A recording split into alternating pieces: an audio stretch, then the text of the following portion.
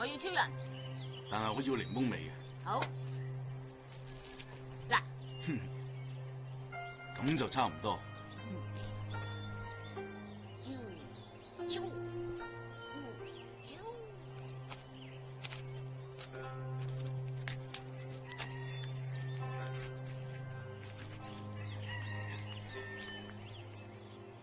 哇！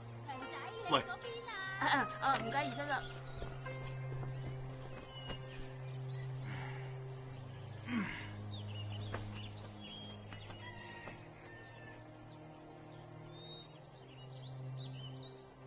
煮燶咗。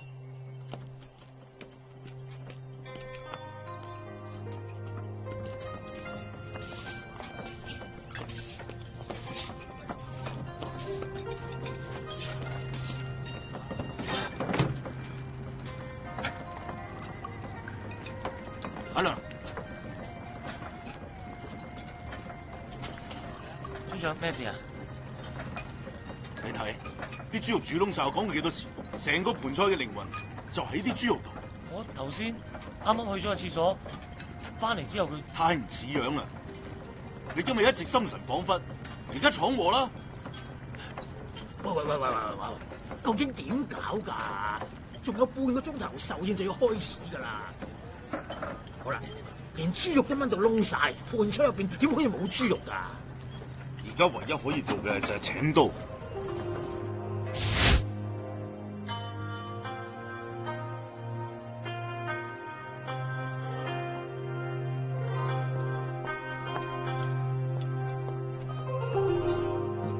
阿良，請刀。哦。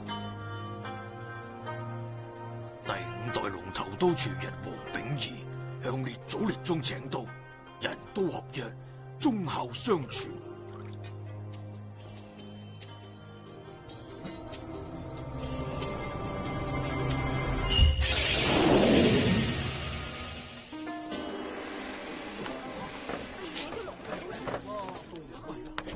揸住把龍頭刀，喂，做咩啊？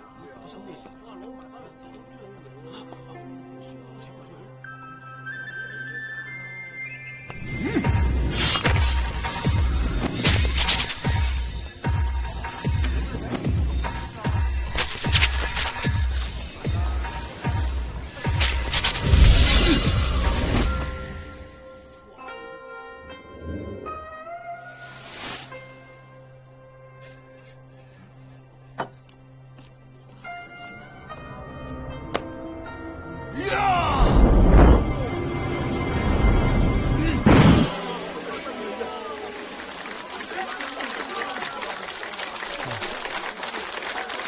太犀利啦，簡直係神乎其技啊！二叔公，你可以同大家講，壽宴準時開席。哎呀，咁我炆豬肉就全靠你咯。冇問題。嗱，我俾封利是你，我祝你順順利利。多謝，二叔公。好，壽宴準時幫手抬開開席。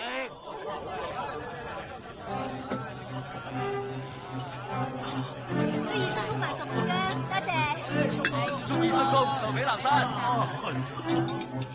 飲杯飲杯。真係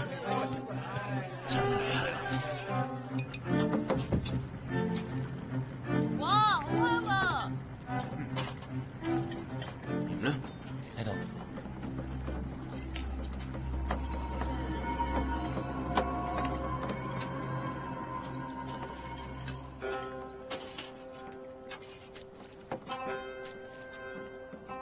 搞掂。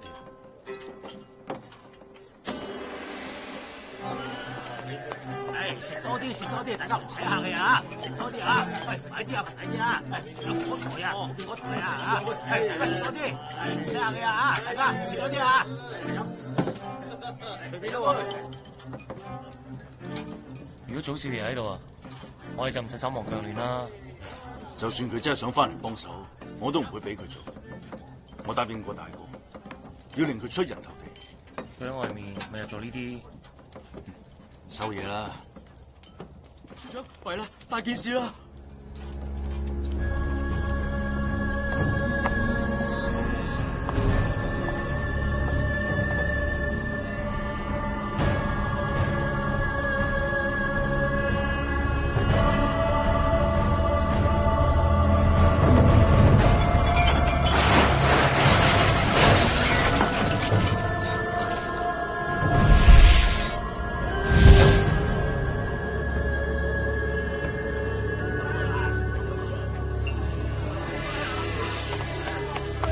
點解要咁做？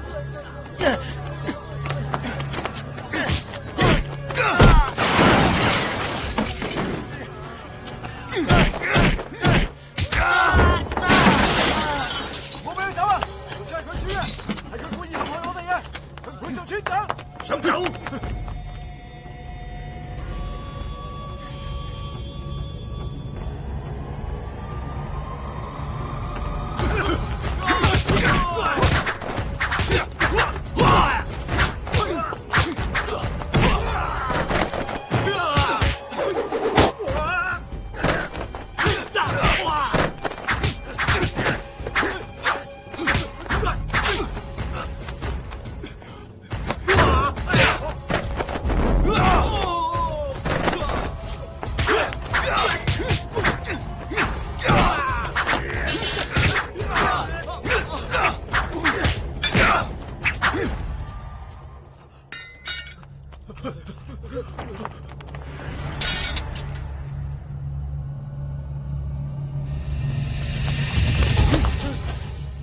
係邊個指使你嘅？係祖師爺指使㗎。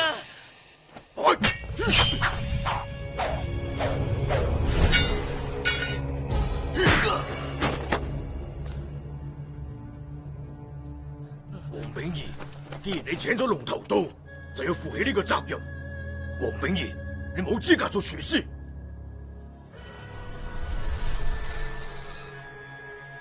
我係俾人陷害嘅。我誤會你，啲豬肉係你親手煮嘅。黃秉儀，你已經唔配擁有龍頭刀啦。係祖師爺指使㗎。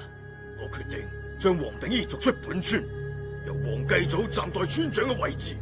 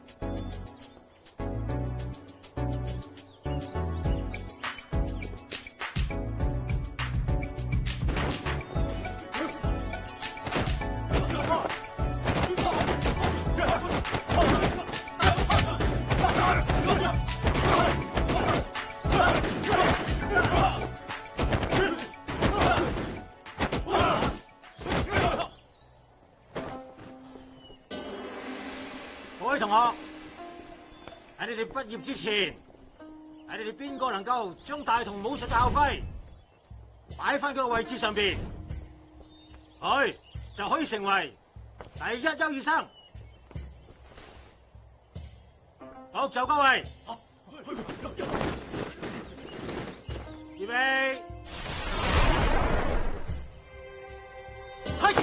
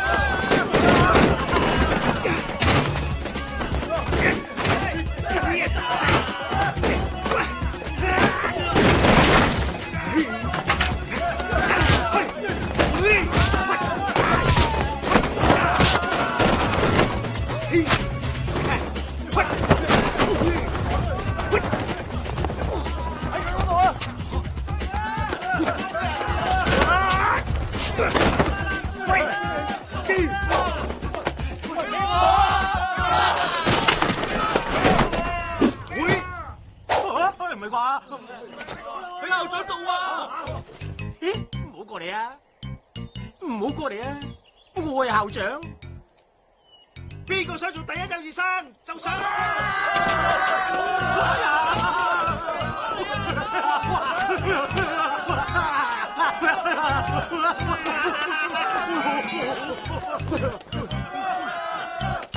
係咪嚟真㗎？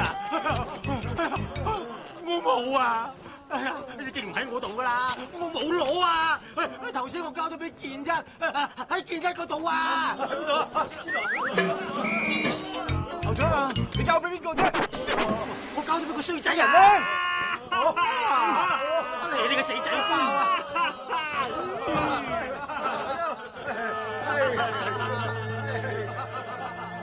好兄弟，唔該晒。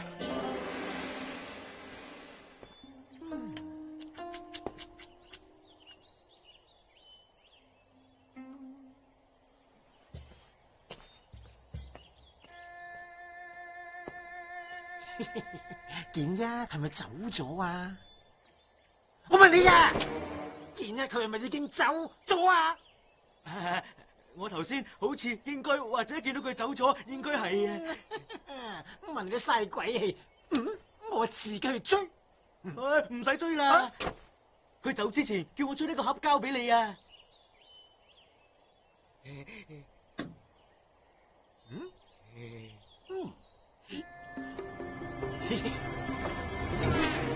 哇！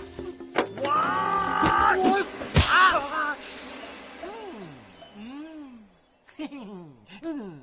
連校長都玩，冇大冇細。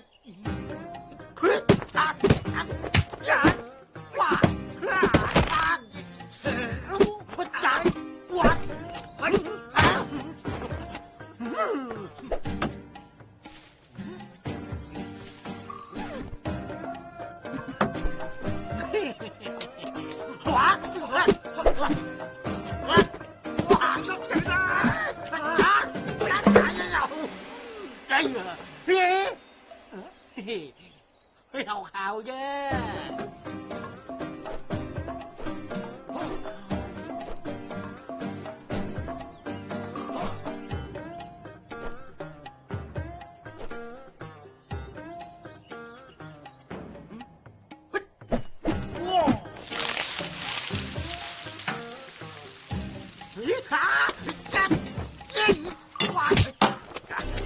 校長，我今日要走，禮義廉恥，忍耐克己，我一定會記住你嘅教訓。呢啲係我做嘅龍鬚麵，就算係學生最後送俾校長嘅一點心意。你嘅死仔包都仲算有啲良心。起身啦！離開學校之後，你呢度揾個叫沈維德嘅師傅。點解啊？你可以從佢身上獲得你欠缺嘅嘢。飲食之道，色香味意形。健一嘅廚藝天分甚高，唯一欠缺嘅係意，但係意境係冇辦法教嘅，一定要靠自己喺人生中經歷體會，能夠用情於食，則大食。雖然健一唔係本地學生，但係佢對中國國粹有濃厚嘅情。呢個細路假以時日，必識底。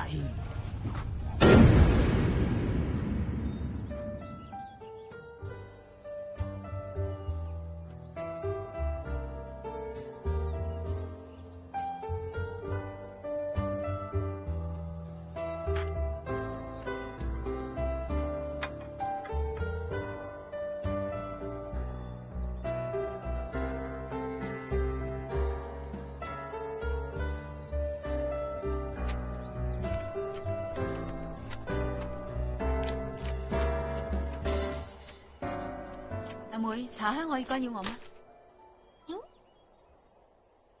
等陣。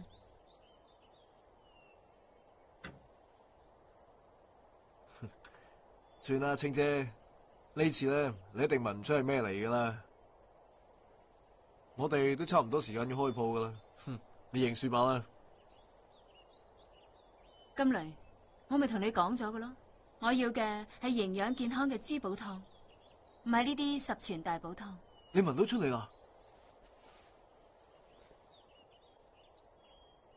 呢樽湯講得好聽就叫十全大補湯，其實係鐵打酒。攞走。我花咗好多心機噶。金雷，可惜你功夫仲未到家，我已經幫咗你噶啦，但係都係我家姐犀利。哎呀，金雷啊，黑蒙蒙嘅咩嚟噶？好核突啦，攞走佢啦！嗱，攞走佢啊！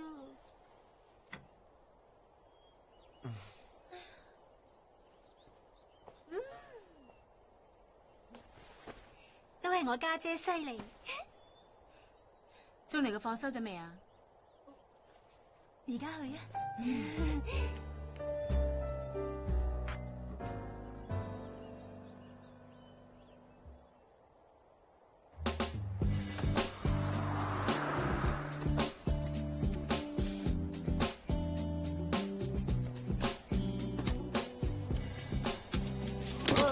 你點攞㗎？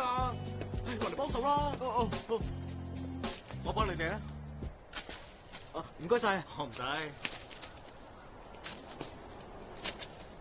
呀！你哋有冇搞錯啊？成地都係啦！啊如果難手唔好意思嘅，我同你哋老闆扣錢㗎，聽到未啊？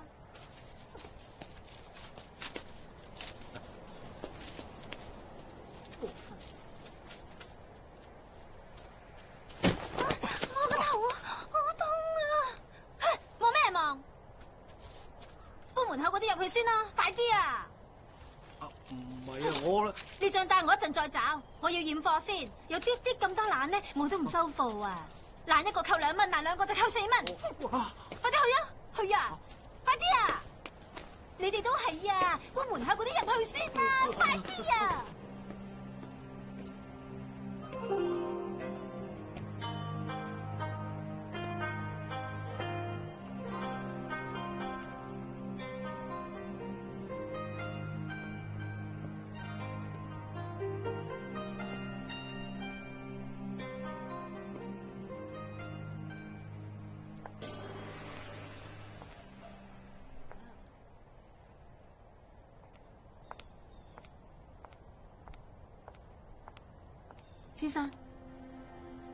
先生，你係咪想食飯啊？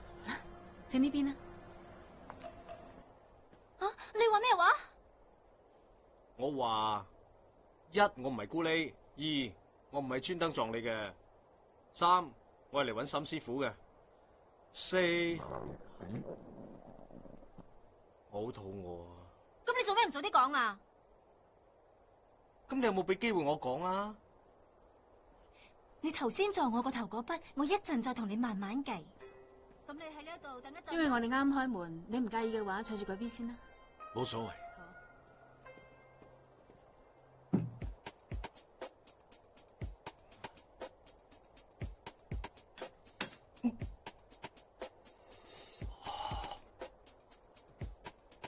你想見沈師傅，就一定要講到湯入面放咗乜嘢材料先。阿妹。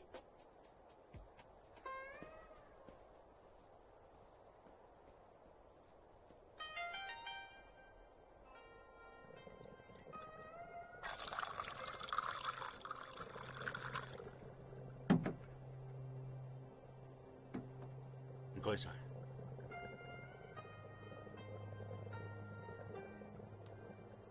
三江水。啊？誒，原來你都係行家啊！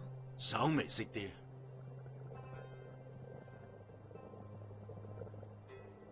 陳年吉鋪自己做嘅。你點會知道㗎？千年人參，百年陳皮，將新梅金桔皮同埋陳年普洱結合埋一齊，燒漬化製，移通五臟。都識得唔少嘢喎。不過我哋呢一度嘅菜比呢啲茶更加出色，我可以保證你從來都未食過。想食啲咩啊？你哋呢度嘅招牌菜係咩？哦，全部都係招牌菜，任你點。開水白菜。哦，開水白菜？誒，咁白菜係用水蒸啊，定係煮啊？唔好亂講。阿賢點嘅係四川名菜開水白菜，雖然我哋係粵菜館，既然先生想食嘅話，我哋即刻為你準備。喂，點啊？你試到未啊？有冇搞錯啊？跌打酒咁嘅味嘅？不過我知道裏邊有乾坤，呢道菜係三蛇燉水魚。睇唔出你都有啲本事喎。咁你知唔知道開水白菜係點樣整啊？我係學廚噶，呢啲咁簡單嘅菜，我梗係識整啦。順便俾一下我添。師傅，點解呢個人嚟粵菜館點四川菜嘅？有啲奇怪喎。睇嚟呢個係同學想用開水白菜嚟考我。好彩你師傅我並唔係浪得去明。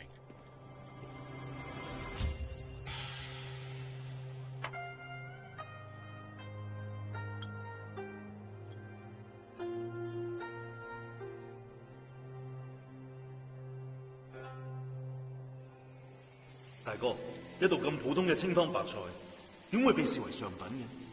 阿姨，白菜對我哋圍村人嚟講有唔同嘅意義，佢就好似我哋嘅親人一樣，平時唔會對佢特別感動，但係真係失去咗，就會思念嗰種平淡中嘅溫暖同埋親切，你將來就會明白㗎啦。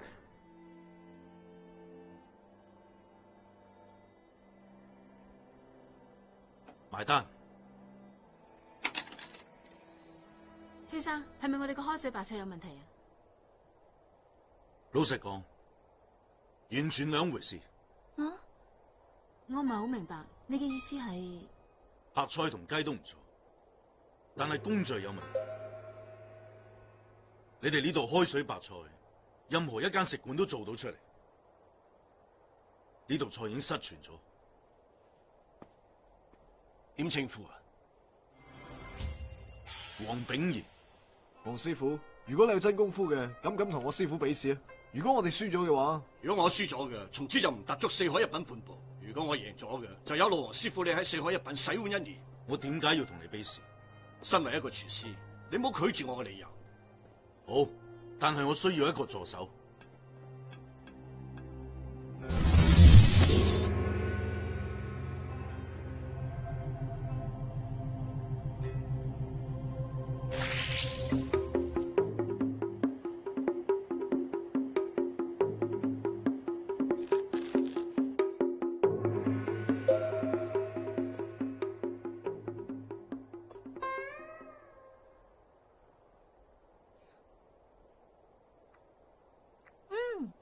一食就知道係沈師傅做嘅，太好食啦！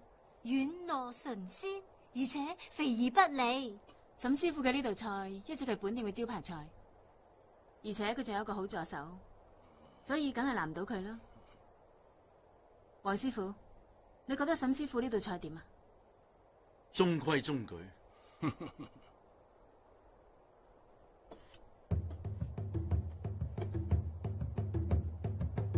黃師傅啊，你呢一道鴨上台都凍晒啦。小心！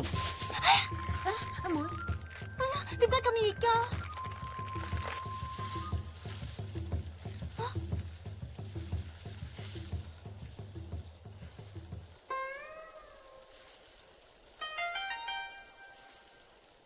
點解會咁嘅？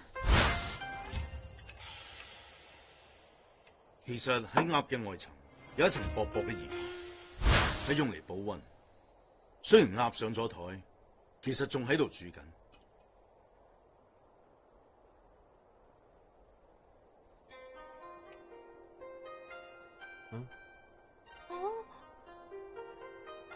冇咩啊？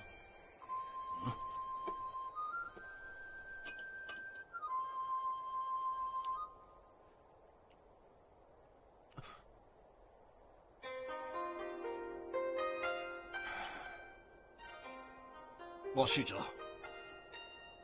點解咁就輸啊？果然係失傳咗100幾年嘅吳祖白煲鴨嘅味道，真係估唔到，味道同書上面所寫嘅一模一樣。做呢道菜唔可以用刀，唔可以用刀。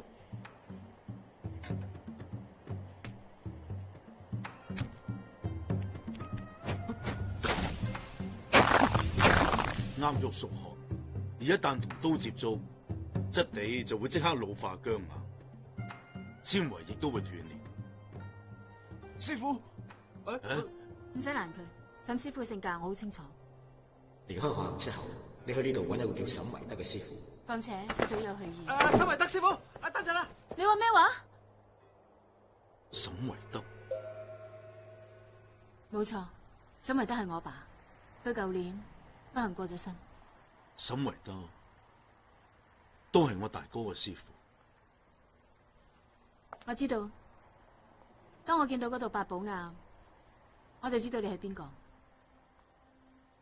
咁你應該知道我。黃師傅，你嘅事我略有所聞，我相信你係無辜嘅。點解呢？直覺咯，一個熱愛廚藝嘅人，點會做出呢種事呢？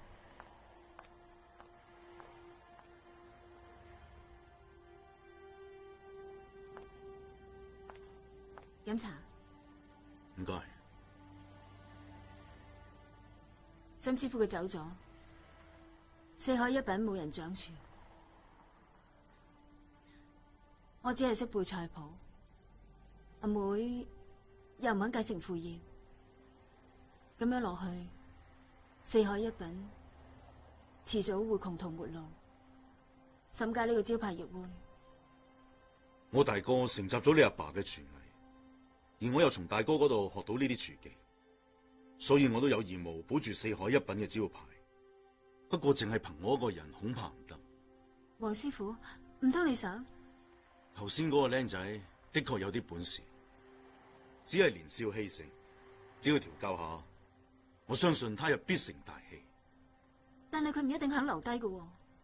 我相信佢會，不過我仲有一個條件。黃師傅請講。就係唔好再叫我黃師傅，叫我阿姨啦。好，阿姨。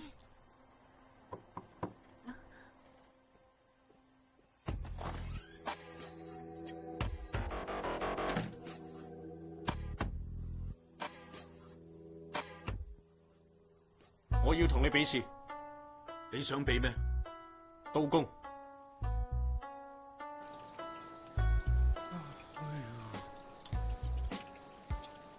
對唔住啦，唔好意思啊。就你啊！佢識劏河豚，唔怪得知佢要同阿姨比刀工。切河豚落刀一定要夠快夠準，河豚嘅皮上有好多好似刺嘅嘢，可以用料理刀切咗佢，但係難度好高。呢樣係最能夠考驗一個廚師刀工嘅地方。搞掂啦！呢個就係我嘅薄片生河豚。如果你驚嘅，就過半個鐘頭先食啦。細膩嘅口感，冇魚腥味，肉質鮮甜，做到魚唔似魚，肉唔似肉，呢啲就係河豚嘅至高境界。還可以，輪到我啦。係鯛魚，日本人奉鯛魚為魚中之王。佢嘅味道高雅含蓄，魚肉滑中帶鮮，但係同河豚相比，呢啲係冰鮮鯛魚片，睇嚟冇咩特別啫。阿姨嘅刀工再好，鯛魚嘅味道又點可以勝過河豚？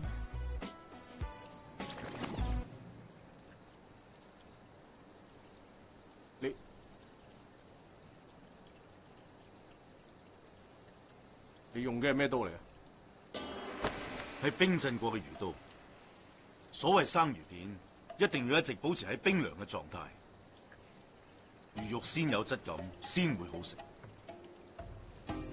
一剎那清涼過後，口裏邊嘅溫度將鯛魚圓潤嘅美味逐漸推到整個口腔，向外蔓延。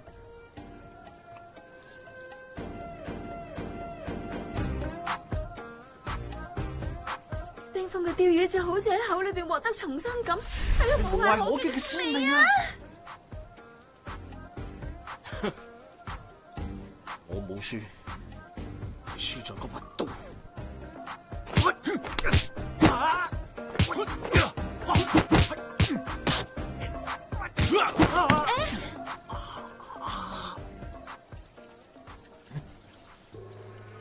真人不露相，原來呢啲先係刀工嘅秘密。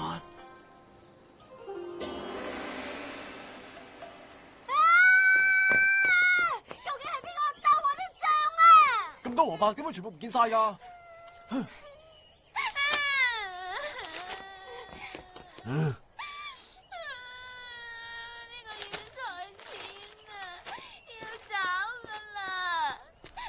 好啦好啦，唔好喊啦，我一早預備好啦。我真係怕咗你啊！每次攞菜錢都要喊嘅。白痴！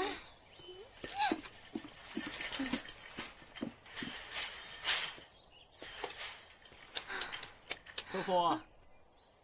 喂，邊個叫你送嚟㗎？係位黃生訂嘅貨。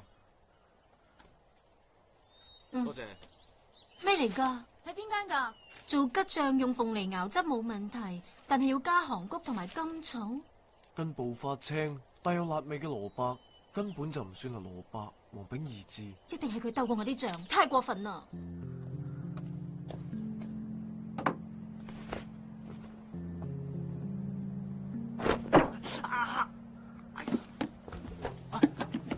師傅，唔好叫我師傅，我仲未答應。師傅啊，你講啊，唔理你叫我做乜嘢，我都肯啊。唉，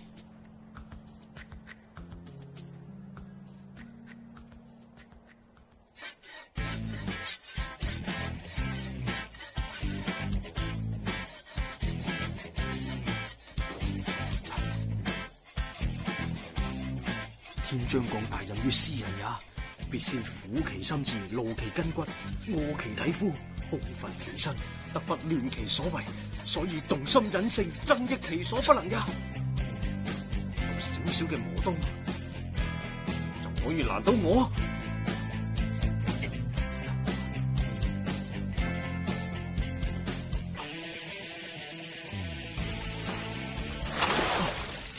你話你係咪有病啊？半夜三更唔瞓覺，你喺度磨咩刀啊？仲一磨就磨到天光添。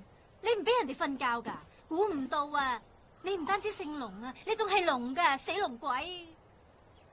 有病啊！你究竟想做乜嘢啊？你以為你喺度做恐怖片啊？吓，磨啲咁嘅爛刀，你嚇邊個啊？你知唔知你足足嘈咗我成晚啊？我成晚冇瞓啊！我就嚟發癲噶啦！你呢個嘢係咪有病啊？有病嘅就唔該你去睇醫生啦。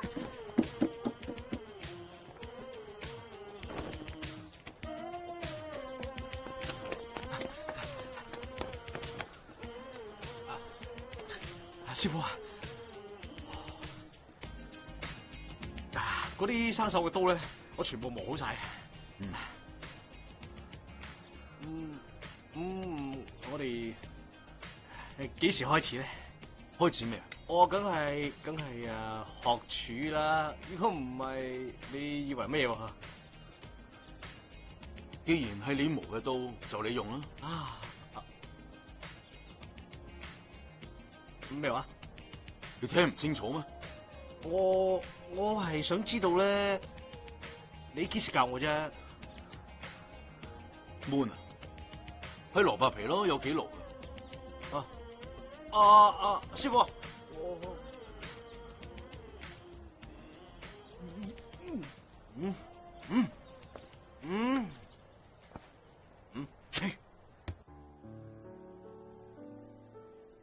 阿姨，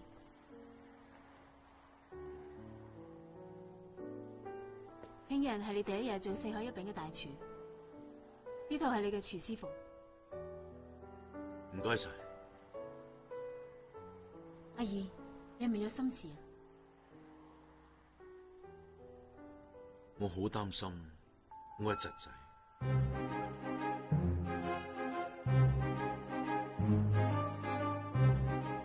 天絲餅一品天香，蟹肉匯東宴，蔥油泡水律蛇，香草海鹽鱈魚麵，鹽燒海螺，冬瓜佛跳牆，果木炭燒鵝，一品名嘴。大盤咖喱燴海鮮，薰衣草燒乳鴿，桂花炒海虎翅，南瓜海鮮盅，一帆風順環球刺身拼盤，金玉滿等等。祖少啊，呢啲係我為新分店設計嘅新菜，你滿唔滿意呢？照你嘅意思做啊，上會。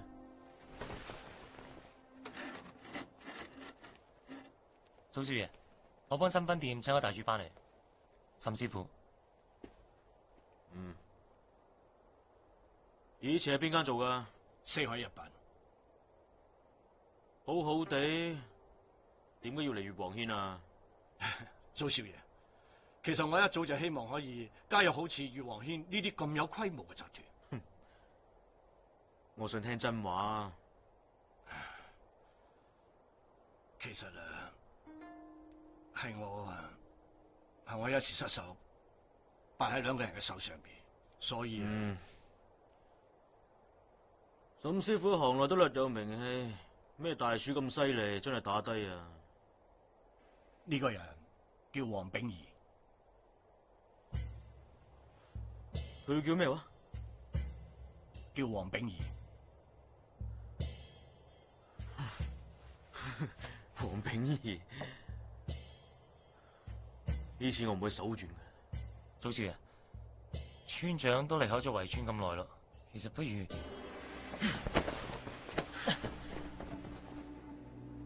你想同邊個講說話？唔係同邊個講說話。村長，我意思係話你始終兩叔侄啊嘛，唔係無謂佢唔搞係我叔到啲關係好似仇你唔好再人咁樣講啦係嘛？你聽我講，你同我收聲啊！佢搶龍頭到傷我爸嘅時候，有冇諗過嗰個係佢親大佬啊？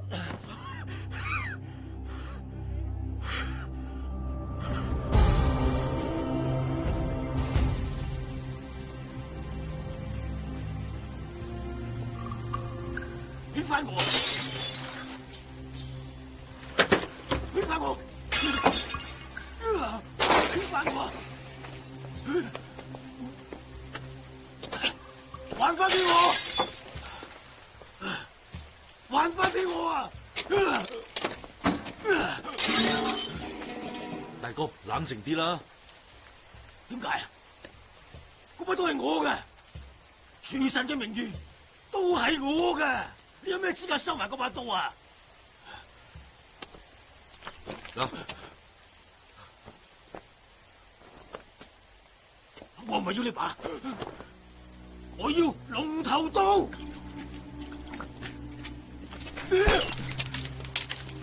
我嘅龍頭刀咧，我嘅龍頭刀咧，嗰把刀係我嘅，俾翻我啊！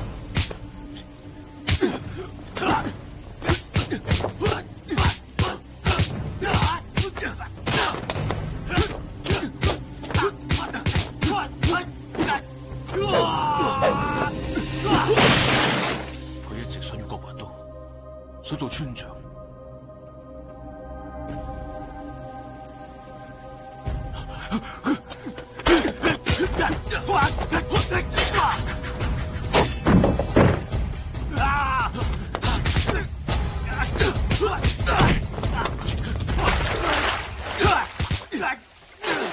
你清醒啲好唔好啊？清醒啲啊！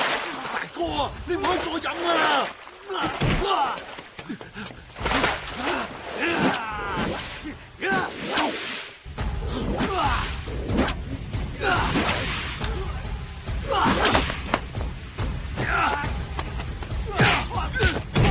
就係最危急嘅時，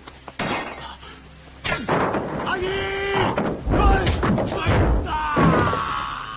大哥，我睇得好清楚，係佢設計陷害我阿爸。大哥為咗救我而受傷，係好痛啊！佢害到我阿爸唔可以再下村，離開咗圍村。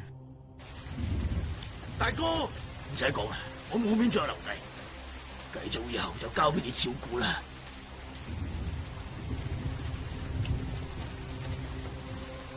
我答應過我大哥要好好照顧繼祖，點知道我逼佢離開圍村，係報仇。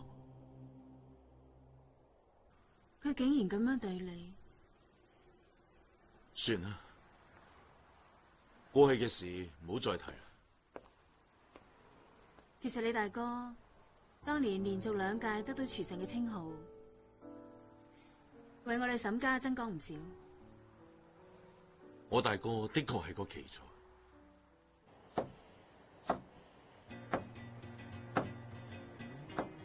錯，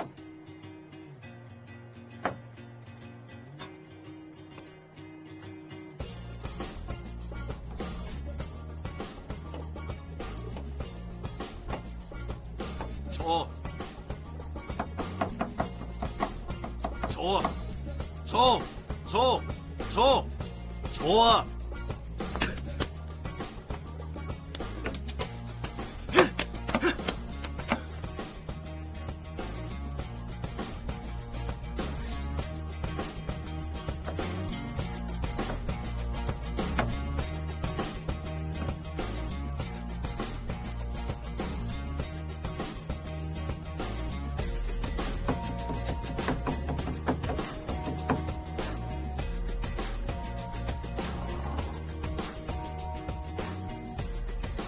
刀工係一種易學難精、永無止境嘅鍛煉。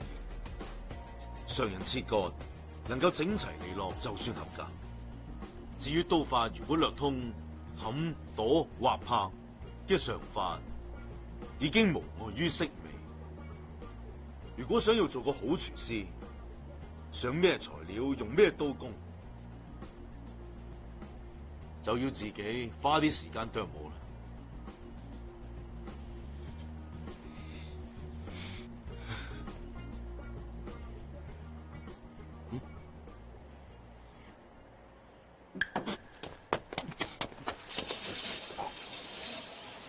喂，有冇咁難食啊？人哋特登整俾你食噶。多謝啊！我辛辛苦苦做咗成日噶啦。咪講多謝咯。唔好以為自己好巴閉啊！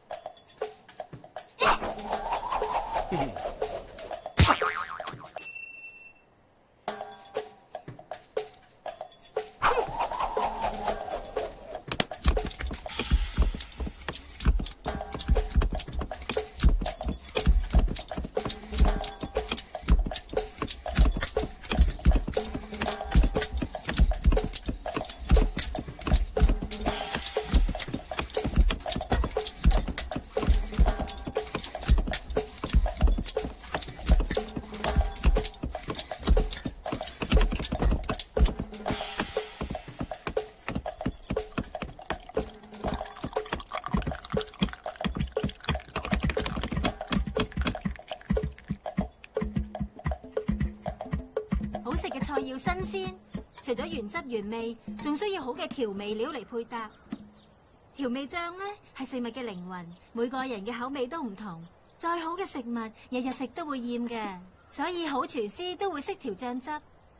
試下。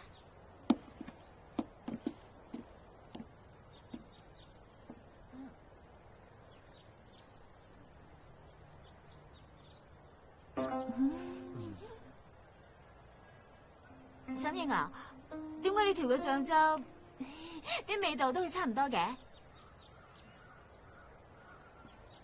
又好似係喎。金雷，其實調製自己嘅醬汁好容易，只需要啲啲耐性、啲啲興趣，再加啲啲想像力。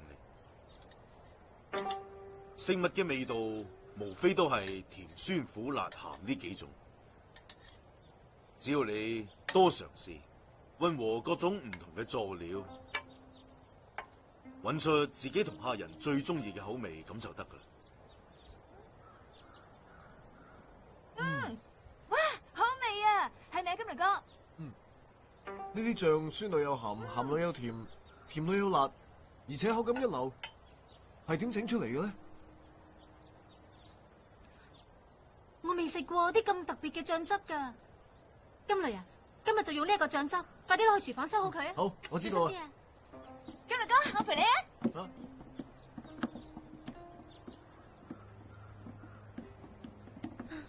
沈瑩喺度諗乜嘢啊？我喺度諗點至可以做出一碗美味可口嘅豆腐花。你想做豆腐花？叫我一聲師傅，我就教你。但係要好食嗰種喎。冇問題。師傅，其實做豆腐花嘅材料非常簡單，只有黃豆、水同凝固劑3樣，而黃豆嘅份量同埋水嘅比例因人而異。我今日教你炒。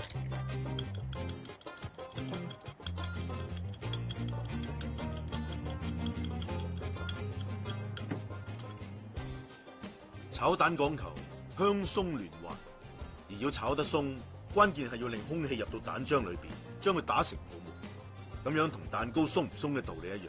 師傅今日炒一次俾你睇，以後就要靠你自己噶啦。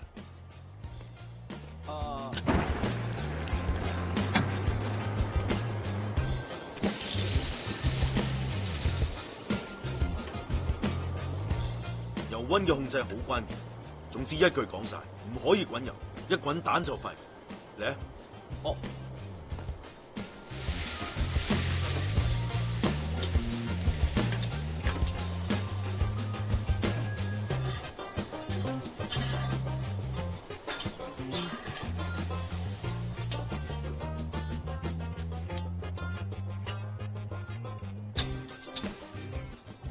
師傅啊，蛋仲未熟喎。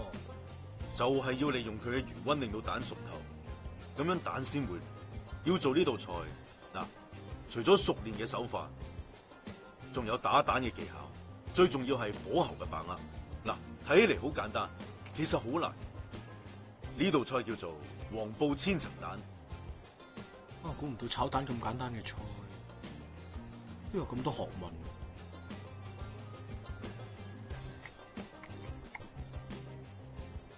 越簡單嘅菜，越難把握其中嘅神髓。哇！原來做一道好菜都咁難嘅。做菜唔難，做人先難。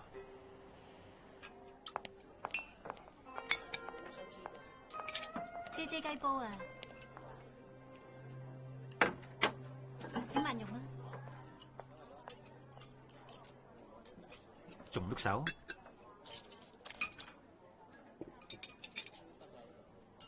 係我哋酒樓秘製嘅醬汁嚟嘅。係啊，今日啱啱推出嘅，希望你中意。老闆，我未食過咁香。呢啲咩嚟㗎？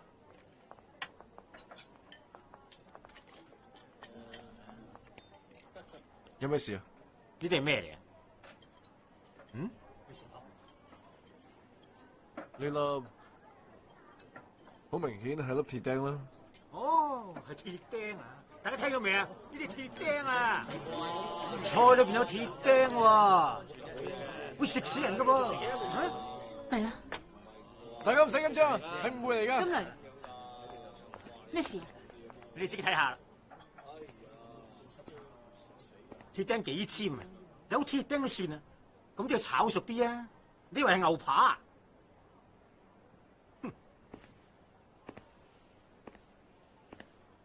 炒一半，炒一半，半生熟咁，想食死人啊！你想點啊？你哋太過分啦！想搞事都應該出過啲高招啊！你哋加喺菜度嗰啲鐵釘仲多過啲豆豉啊！我哋會咁做咩？分明係插贓。咁就難講啦！你哋嘅大廚早有前科啦。前科？你講咩啊？哎呀，有啲咩前科？哎，唔好食啦！黃炳儀，呢啲係祖少爺送俾你嘅禮物，唔使擔心，你哋田總廚整嘅炆豬肉冇問題嘅，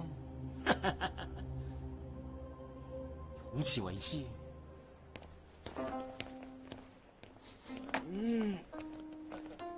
啊？點解啊？咁即係點啊？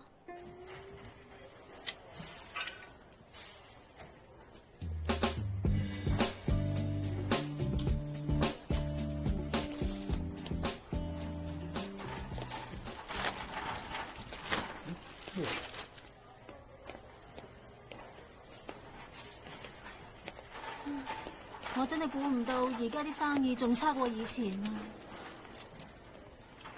使咁緊張？乜嘢唔緊張啊？而家好啦，啲客人全部都唔嚟啦，再係咁落去，我哋間酒樓遲早執笠喎。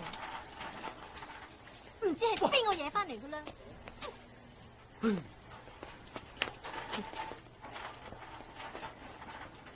財哥，你買嘢啊？其實都唔關師傅事嘅，嗰啲人嚟搞事啊！得嚟啊！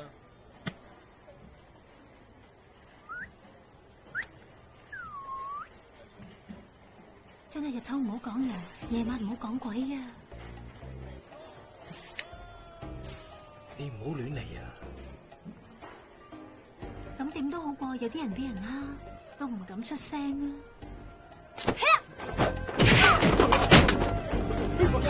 點啊？你點啊？死靚妹，你好嘢！點啊？行開！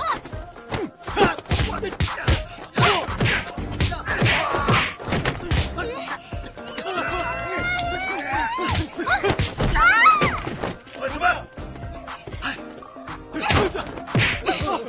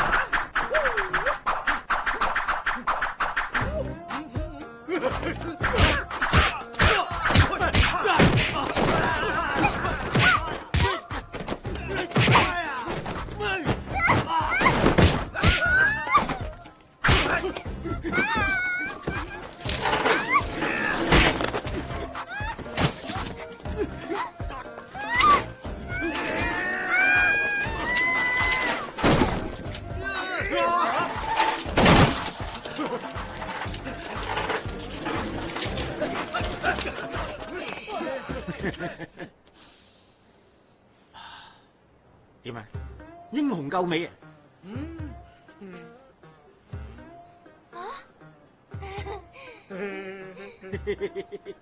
上！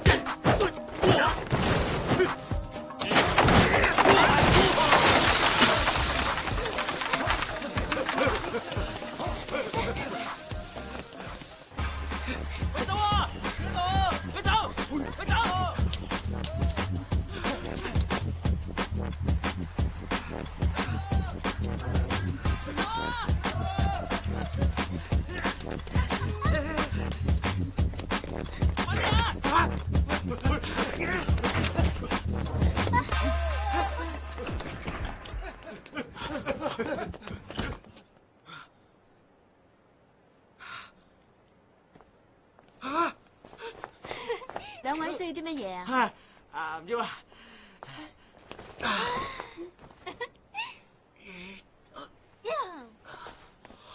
黑人憎，做咩攔住我啊？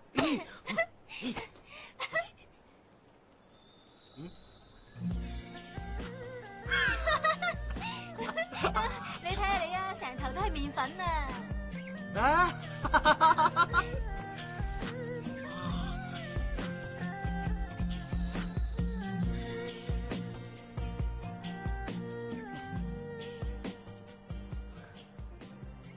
第7屆全港中華廚神大賽現正接受報名。4年一度嘅中華廚神大賽嘅獲勝者，除咗可以得到廚神終身榮譽之外，如果我哋得到冠軍，咪可以挽回四海一品嘅聲譽。快啲翻去通知家姐咯！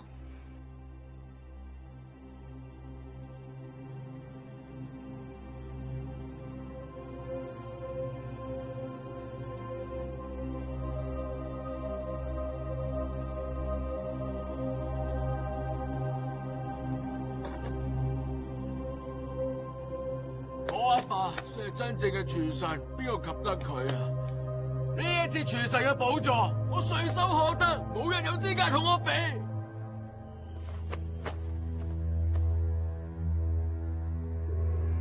我要報仇啊！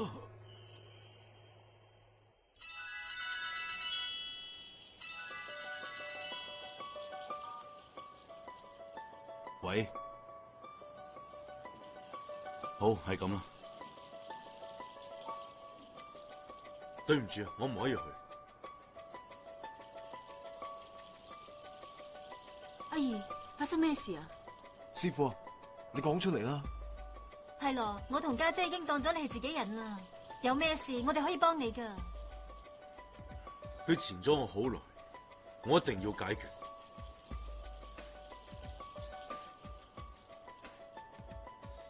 師傅，如果你唔去嘅，我哋都唔去。建一，呢次嘅比賽係非常重要嘅。有乜嘢比比賽更加重要？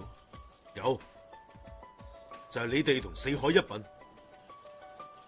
廚神對我嚟講並唔重要，為咗四海一品，你哋要盡力比賽。你放心，我哋會等你。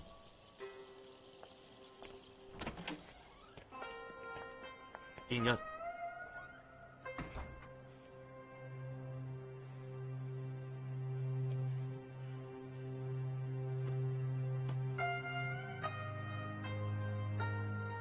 呢個你攞去。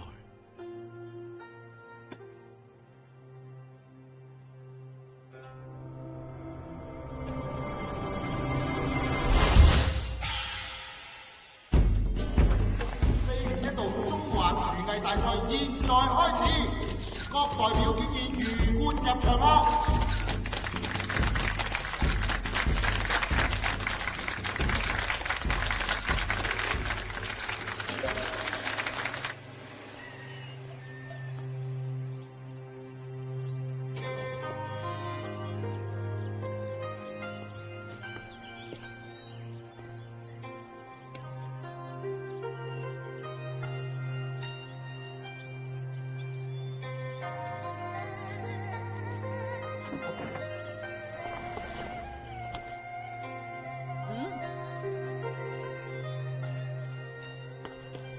二叔叔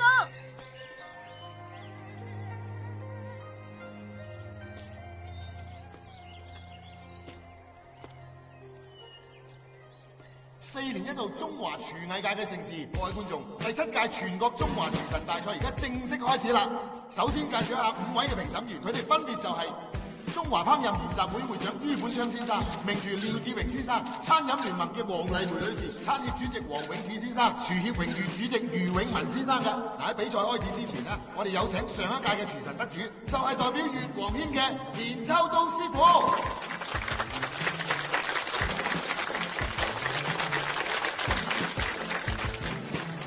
你好啊，田師傅。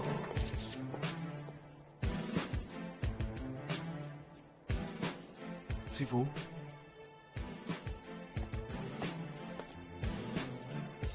乜佢仲係你師傅啊？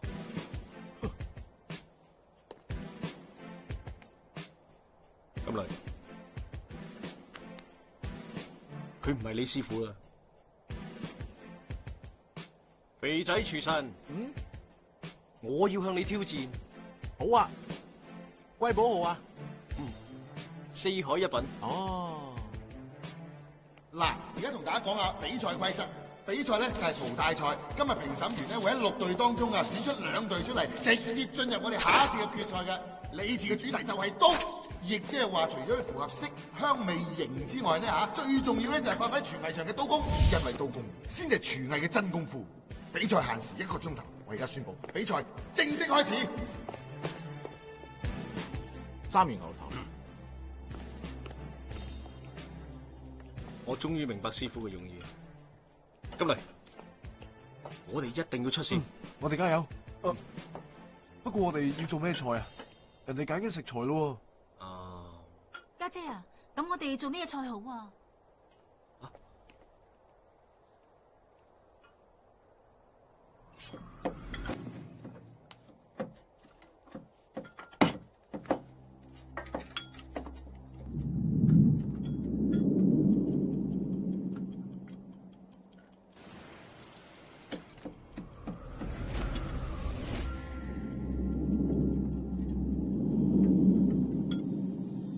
我哋做4套寶。4套寶比8本甲仲難喎。你對自己嘅刀工冇信心咩？我明啦，幫我攞雞、鴨、菜鴿配料。仲有鵪鶉。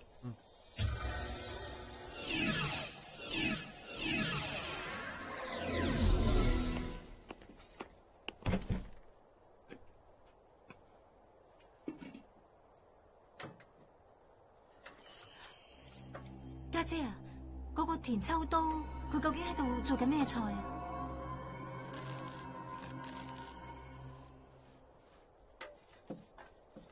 嗰味傳統嘅四川名菜三元牛頭，一道以石製刀法為主嘅菜。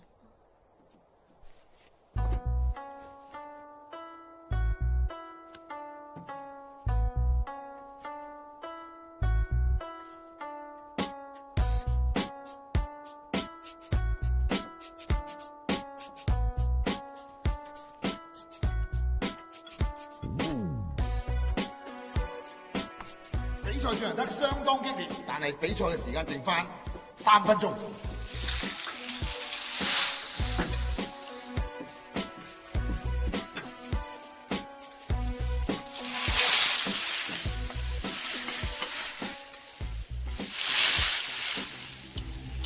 剩翻時間唔夠1分鐘。5、4、3、2、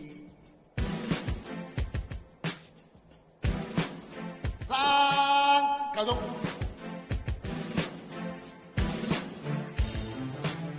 6道菜分別為華順酒店嘅葡萄魚、齊大餐廳嘅雞湯川海旁、雲外樓嘅金牛鴨子、婆婆菜嘅鳳尾桃花、四海一品嘅4套寶、越王軒嘅3元牛頭。各位評審，頭痕啊咧！葡萄魚同埋雞湯川海旁，刀工同做法都冇問題，可惜選材失誤。雲外樓嘅金牛鴨子，外香脆，內鮮酥，有型有味。但係喺整鴨起骨嘅過程中，整穿咗鴨身，美中不足。婆婆菜嘅鳳尾桃花，蝦球鮮嫩，造型好別致，但係呢，就略嫌酒味稍濃，蓋過咗蝦嘅鮮味啦。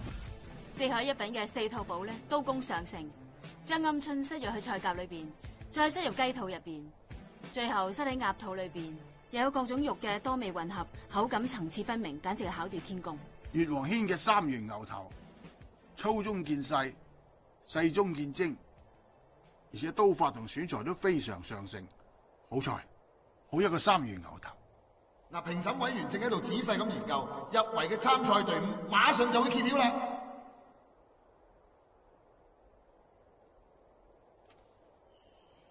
就係越王軒嘅田秋刀以及四海一品嘅龍建一，恭喜晒！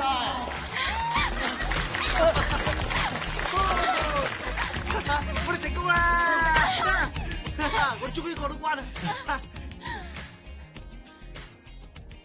如果師傅喺度就好啦。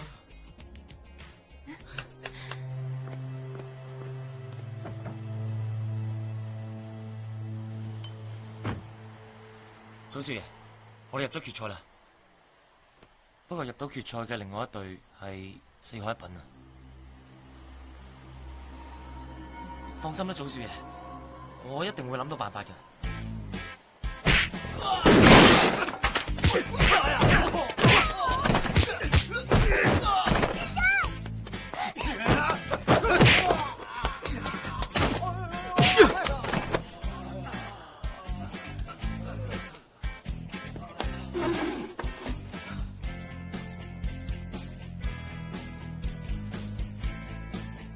點呀？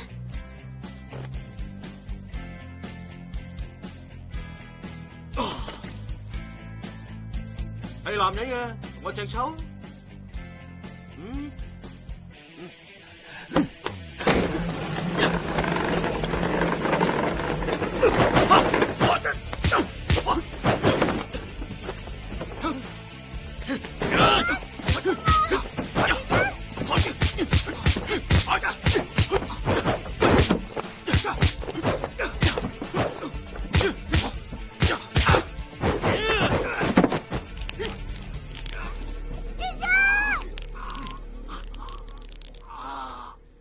美味嘅食物可以令人快樂，如果連煮嘅人都唔快樂，點將快樂傳俾人哋啊？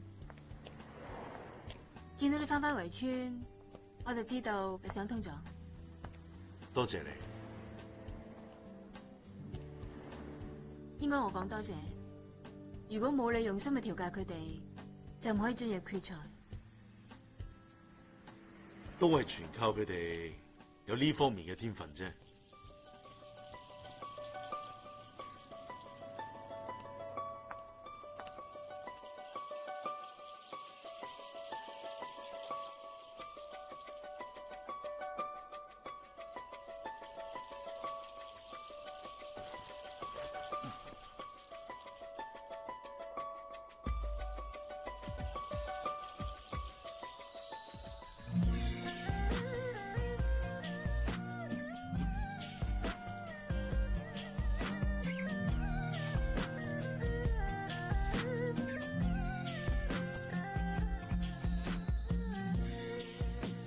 健一，多謝你。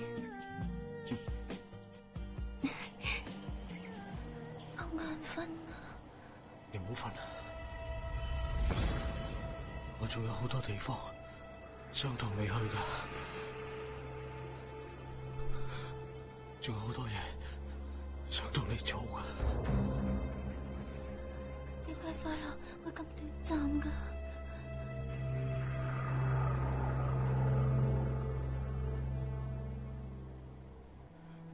因為人有太多唔快樂嘅時候啊！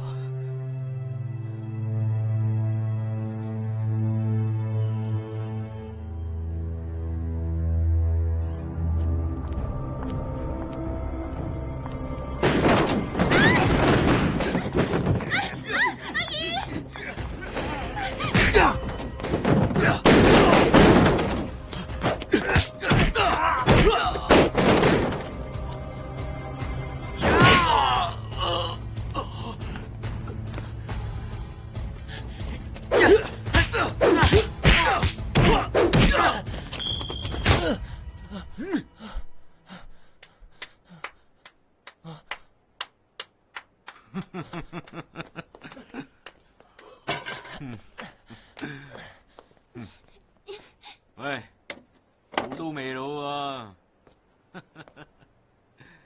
坐啦。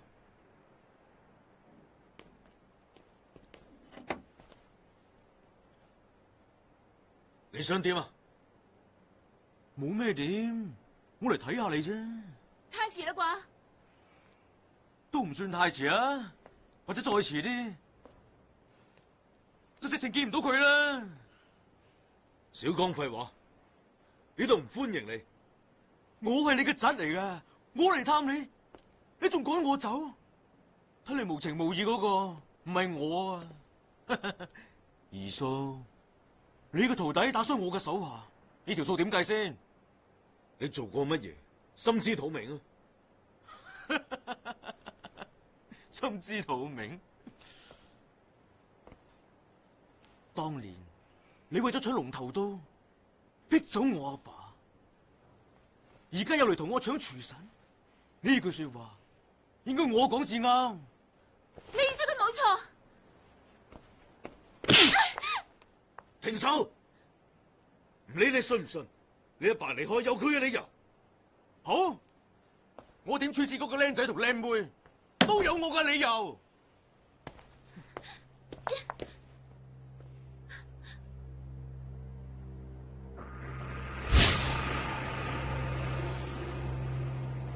呢啲係我哋之間嘅事，同佢哋無關。啱啊！我唔打算對佢哋點樣。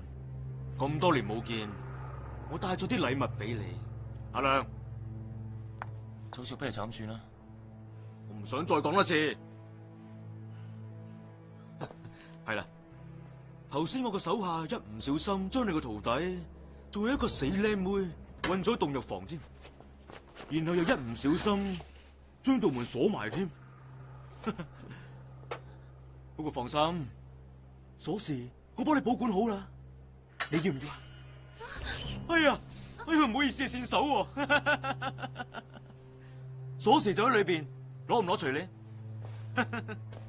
啊，你可以慢慢考慮，不過佢哋應該幾心急啦。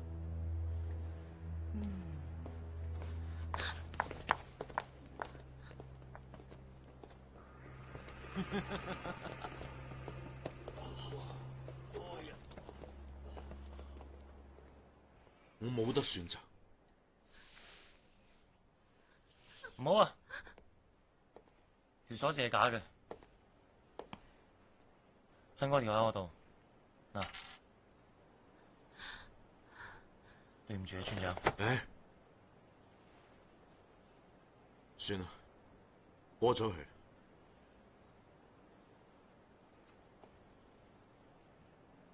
多謝你。多謝你，之真。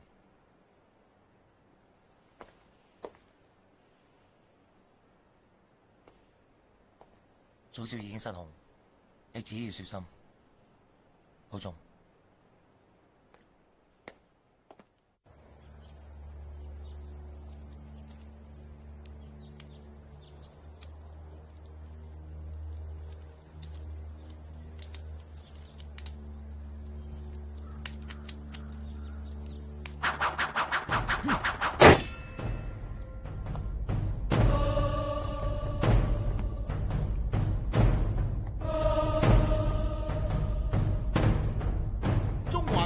馬上就會誕生啦！今日嘅主題就係湯。嗱，中國人成日都話無湯不成席。今日除咗做湯之外，仲要符合一個特別嘅要求，就係大羹不和。家姐啊，乜嘢叫做大羹不和啊？就係無味係五味之盡，就係有意識咁喺湯羹中唔加調味。烹飪藝術中有只烹不調，突出本味嘅手法，係為咗食到食物嘅原味。商周時期嘅大廚師早就將呢一種烹飪嘅藝術總結成有哲學意味嘅一句說話，叫做大羹不和。真係估唔到你會為嗰把生鏽刀攞去廚神比賽。你真係中意嗰把刀，真係中意做村長。唔好話我無情無義啊！今日我就俾你做一日村長。我宣布比賽正式開始。健一，我哋做咩湯啊？我要揀食材噶咯喎。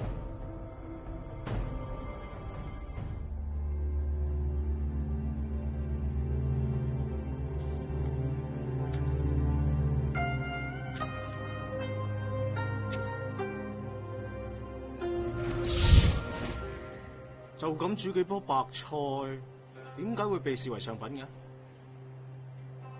健一，白菜對圍村人嚟講意義重大，佢就好似我哋親人一樣，平時冇咩特別感覺，但係真係失去咗，先會感受到佢嘅親切。將來你就會明白。今日我哋做開水白菜。師傅講過，廚神對佢唔重要，四海一品先係最重要。好，我哋做開水白菜。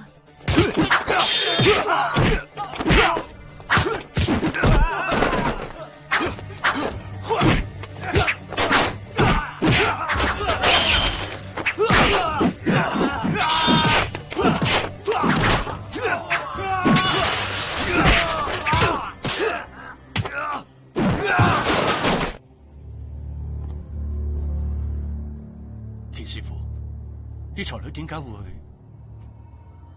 有時做大事要未雨綢繆嘅。呢道菜以開水命名，係因為清湯睇起嚟清澈如水。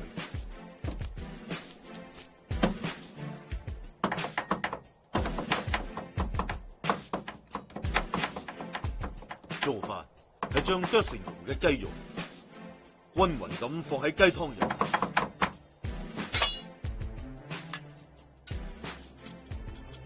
喺雞蓉慢慢沉澱嘅過程中，吸收雞湯裏邊剩餘嘅浮油雜質。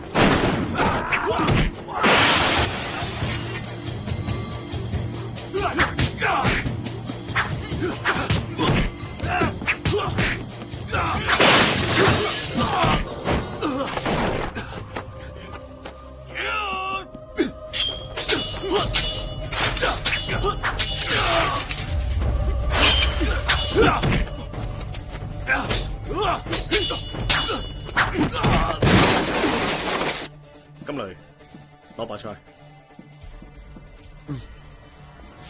而白菜並唔係一般嘅白菜，係精挑細選最嫩最香嘅白菜心。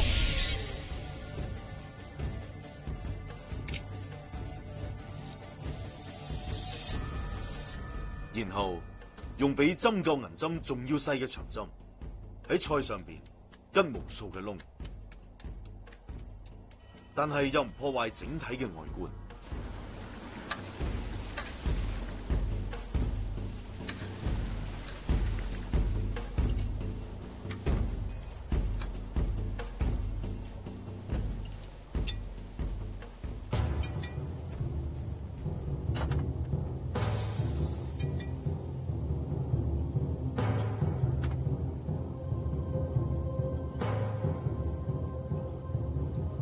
最後將加工好嘅上湯倒入裝白菜嘅湯盅裏邊，入籠猛火蒸頭。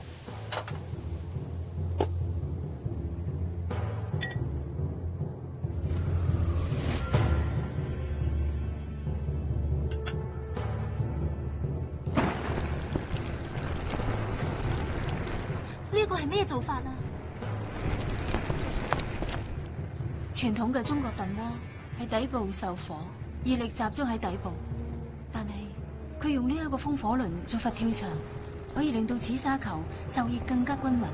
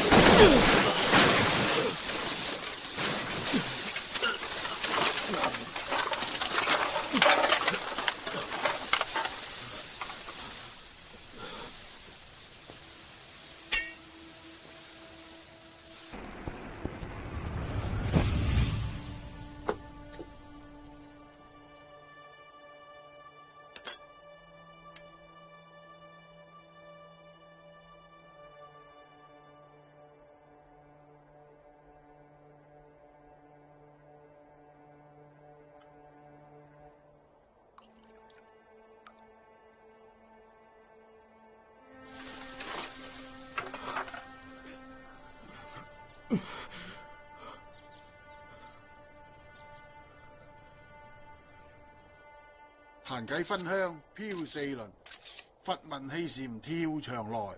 佛跳牆絕對係湯中嘅極品，開水白菜根本就唔係呢個檔次。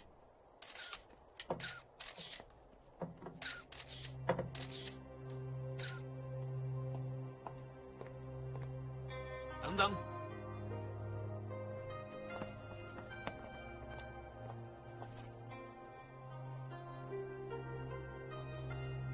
做一個屬於四海一品嘅開水白菜。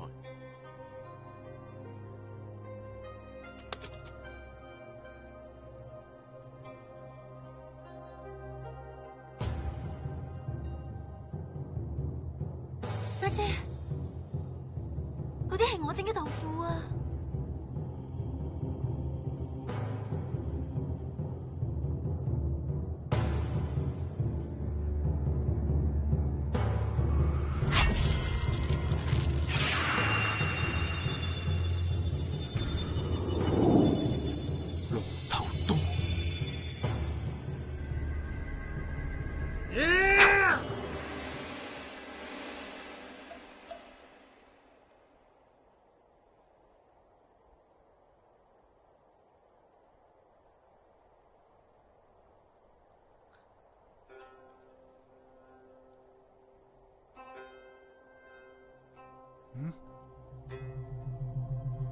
點解豆腐唔見咗嘅？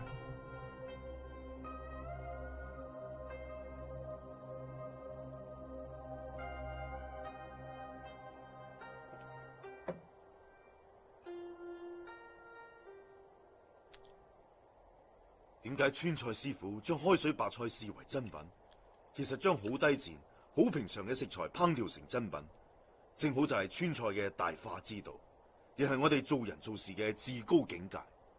呢啲先至食物嘅本味，大羹不和啊！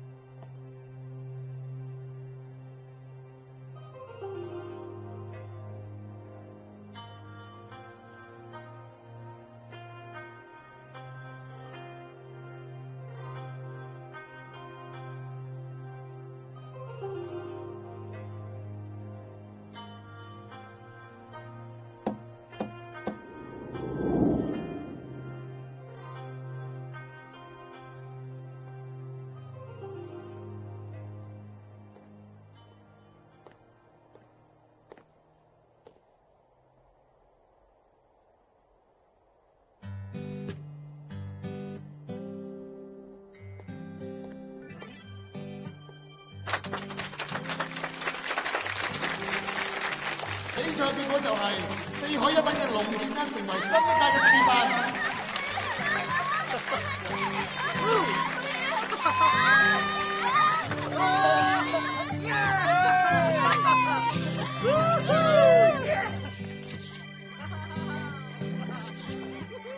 大哥，既然嚟咗，試一啖湯啦。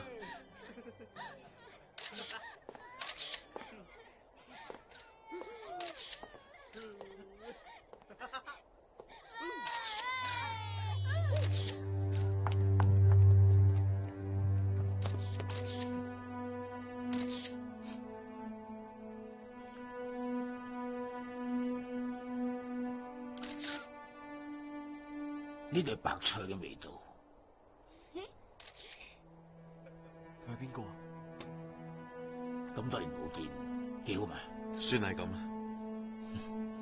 黃師傅，結論梅樣啊嘛。佢係沈清，係。你一定係沈瑩。哦，家姐，唔通佢就係？佢就係當年同阿爸學藝嘅黃炳基師傅。阿爸，阿爸，阿爸，你唔好走啊！阿爸，阿爸，阿爸，我做錯。建一，我同大哥都認為你係最適合擁有龍頭刀嘅人，希望你可以用佢做出美味嘅食物，為人創造幸福。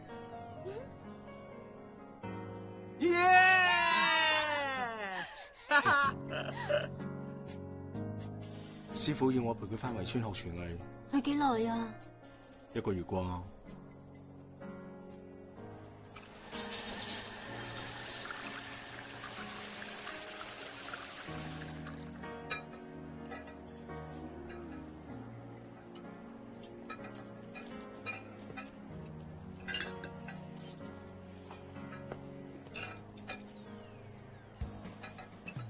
聽日我就要同師傅去學廚藝噶啦，我一定有機會贏到佢嘅。真係唔知道家姐點諗噶，居然要你同嗰個黃師傅學廚藝。師傅廚藝高超，可以跟佢學藝係大家嘅福氣。我唔稀罕，咁嘅福氣留翻俾你啦。唔准笑。你睇你啊，靚到飆晒泡啦！有咩？仲面紅添。你學校一定係冇女仔噶啦，你冇俾女仔摸過嘅你。睇又點啊？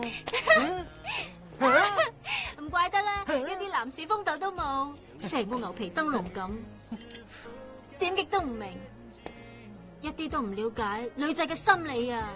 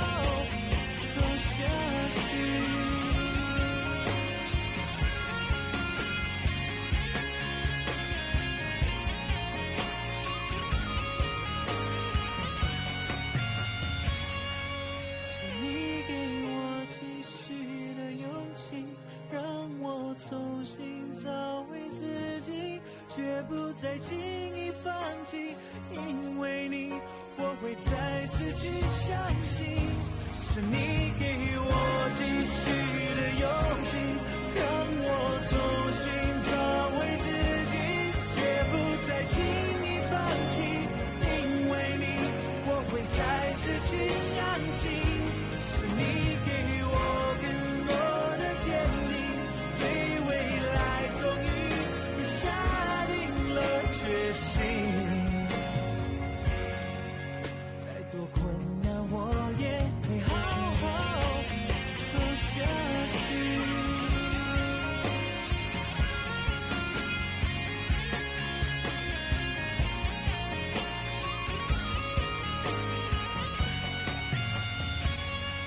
是你给我继续的勇气，让我重新找回自己，绝不再轻易放弃，因为你，我会再次去相信，是你给我继续的勇气，让我重新找回自己，绝不再轻易放弃，因为你，我会再次去相信，是你给我更多的坚定，对未来终于下定了决心，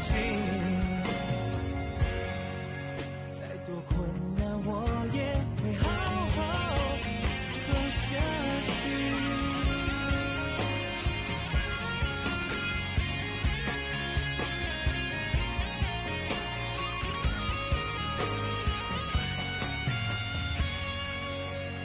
再多困难我也会好好走下去。